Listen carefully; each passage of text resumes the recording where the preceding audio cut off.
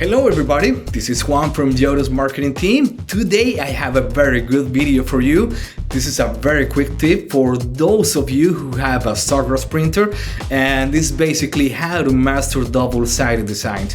So if you have that question and you've been wondering about how you can do that, stick until the end. And if you find interesting this kind of comment, well, like it, comment and subscribe. Welcome back everyone. In today's quick tips video, we are going to be discussing how you can work with double-sided templates here within the MySawgrass Design Tool.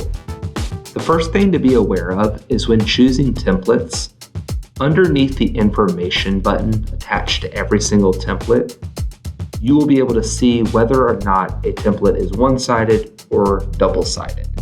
If a template has two different pictures attached to it underneath the information button, that would indicate that that particular template has two sides to it. Once you load the product template into the design tool, you will go through your normal design process, but now you have the additional option of switching between the front and the back of the template. Another really helpful feature when working with double-sided templates is the ability to copy whatever design you have so far onto the other side of the template.